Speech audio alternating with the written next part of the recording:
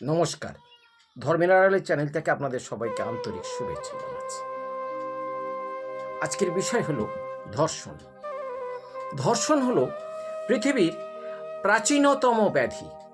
সে যুগে ছিল এবং এই সময়ও আছে, তবে আগামী প্রজন্মে থাকবে কিনা সেটা আগামী প্রজন্ম। ধৃতরাষ্ট্র অন্ধ ছিলেন। কেন অন্ধ ছিলেন? মহাভারত থেকে আমরা কারণটা কি খুঁজে পাই? ধৃতরাষ্ট্রের মা ধৃতরাষ্ট্রের জন্মদাতাকে পছন্দ করেননি। তিনি চাননি যে তার কাছে ধৃতরাষ্ট্রের জন্মদাতা আসুক, কিন্তু শাশুড়ির মা তার চাপে পড়ে সে বাধ্য হয়েছিল। তাই ধৃতরাষ্ট্র অন্ধ হয়েছিল। ব্যাসদেব যাবার আগে বলে গিয়েছিলেন যে এই সন্তান অন্ধ হবে। ধৃতরাষ্ট্রের মা ধর্ষিতা হয়েছে। দর্শন তো এটা অবশ্যই এটা একটা ধর্মীয় ধর্ষণ। ইচ্ছার বিরুদ্ধে যদি তাকে সম্মতি করানো হয় তাহলে সেটা ধর্ষণে পরিগণিত হবে। আবার দেখুন, ইসলামে বলছে যুদ্ধ যে বন্দিনীরা, যুদ্ধের সময় যে মেয়েদের লুট করে আনা হতো তাদেরকে স্ত্রীর মতো মর্যাদা দেওয়া হতো, কিন্তু স্ত্রীর মর্যাদা দেওয়া হতো না। তাদেরকে এক কথায় বলা হতো বাঁধি।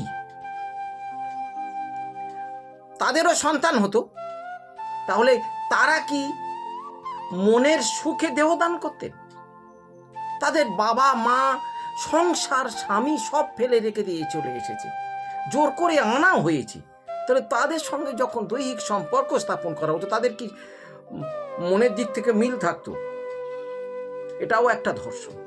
আর এই ধর্ষণে যে সন্তানগুলো জন্মগ্রহণ করত তাদেরকে বলা হতো সহজ বাংলা ভাষায় বাঁধির বাচ্চা। এখন কথা হলো, ধর্ষণের ফলে যেসব সন্তানগুলো এলো সেই সন্তানকে কি বলা হবে? শাস্ত্র বলছে যে পিতা দ্বারা উৎপাদিত সন্তানকে তার সন্তানের আখ্যা দেওয়া হবে, কিন্তু পিতা ব্যতিরেকে যেসব সন্তানরা উৎপাদিত হবে তাদেরকে বলা হবে জারজ সন্তান। তাহলে কুন্তির যে চারজন ছেলে এরা তো পরপুরুষ দ্বারা উৎপাদিত হয়েছিল, তাহলে এদেরকে কি বলা হবে? এদেরকে বলা কি হবে? জারজ সন্তান। কারণ শাস্ত্র বলছে যে পিতা ছাড়া যে সব সন্তান উৎপাদিত হবে তারা সবাই জারজ। আবার নিয়ম করা হয়েছে যে তৎকালীন যুগে নিয়ম ছিল দেবর দ্বারা সন্তান উৎপাদন করা যায়, ভাসুর দ্বারা সন্তান উৎপাদন করা যায়, ব্রাহ্মণ দ্বারা সন্তান উৎপাদন করা যায়। এগুলো ধোপে টেকে না। সারা বিশ্বের মানুষ এগুলো বিশ্বাস করবে না। আমরা দেখতে পাচ্ছি ধর্ষণকে ধর্ম দিয়ে আড়াল করে যুগ যুগ ধরে তাকে পবিত্র সম্পর্কে পরিণত করা হয়েছে। ধর্ষণটাকে পবিত্র বলে চালানো হয়েছে।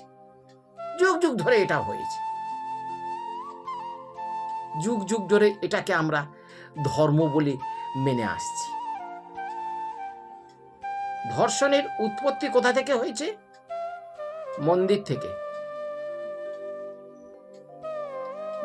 থেকে ধর্ষণের উৎপত্তি হয়েছে। খুব ভালো করে ভেবে দেখুন। দেবদাসী প্রথা, এই প্রথাটার আসল নাম হচ্ছে ধর্ষণ প্রথা। আইনতভাবে কাউকে ধর্ষণ করা যাবে, সামনে থাকবে ধর্ম।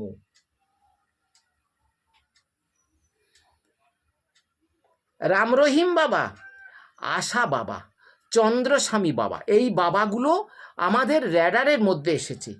প্রশাসন এদের ধরতে পেরেছে। এরাও ধর্মের আড়ালে ধর্ষণ করত।